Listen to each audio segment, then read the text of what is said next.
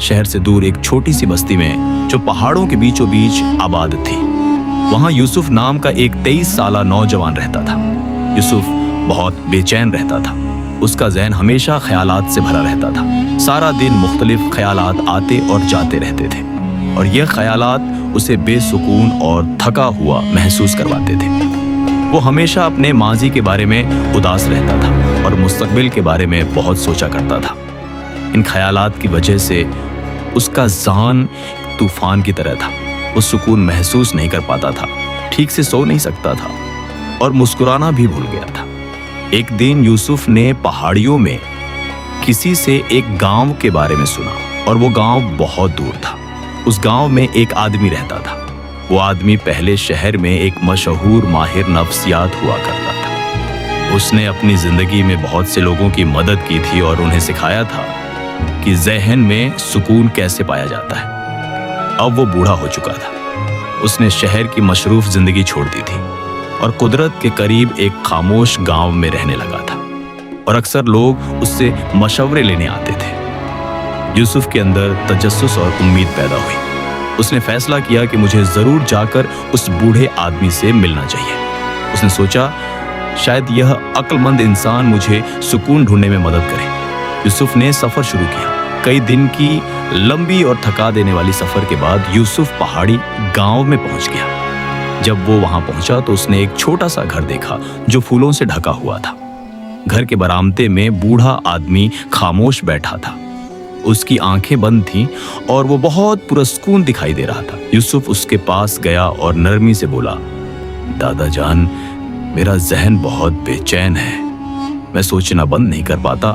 मैं अपने दिल में सुकून चाहता हूँ। क्या आप मेरी मदद कर सकते हैं? बूढ़े आदमी ने आहिस्ता से आंखें खोली और पुरसुकून मुस्कुराहट दी। उसने कहा, तो तुम सुकून तलाश कर रहे हो?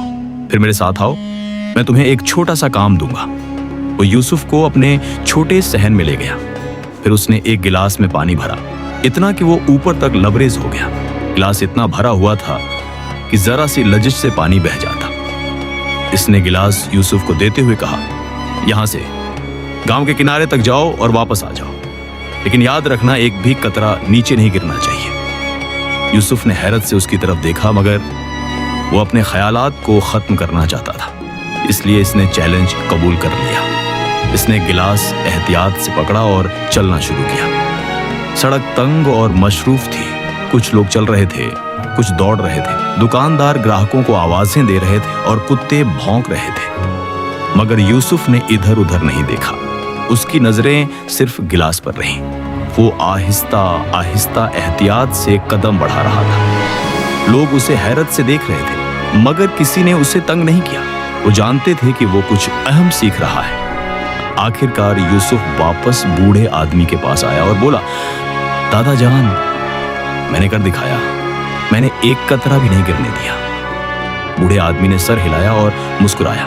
फिर पूछा, वो तो ठीक है, लेकिन ये बताओ, क्या तुमने रास्ते में बच्चों को खेलते हुए देखा? क्या तुमने कुत्तों का भौंकना सुना?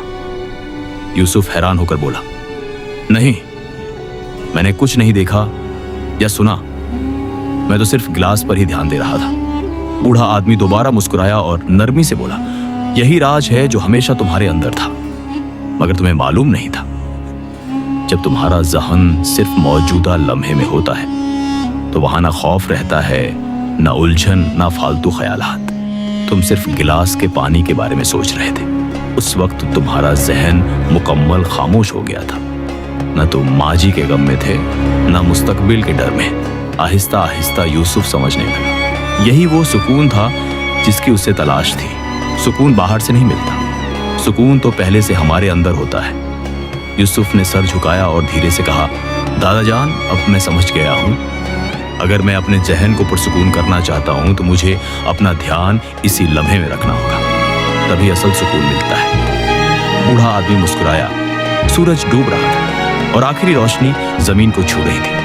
परिंदे अपने घोंसलों को लौट रहे थे। यूसुफ वहां से घर की तरफ चल पड़ा, मगर अब वो वही बेचैन नौजवान नहीं था। वो बदल चुका था। वो अंदर से पुरसुकून हो गया था, क्योंकि अब उसे मालूम था कि ज़हन को कैसे खामोश रखना है। अगर आप ऐसे ही सबक आमोज और दिलचस्प किस्से सुनना चाहते हैं तो हमारे चैनल लॉग स्टोरी 99 को सब्सक्राइब करें और घंटी का बटन जरूर दबाएं ताकि हमारी हर नई वीडियो आप तक पहुंच सके। वीडियो आखिर तक देखने के लिए धन्यवाद।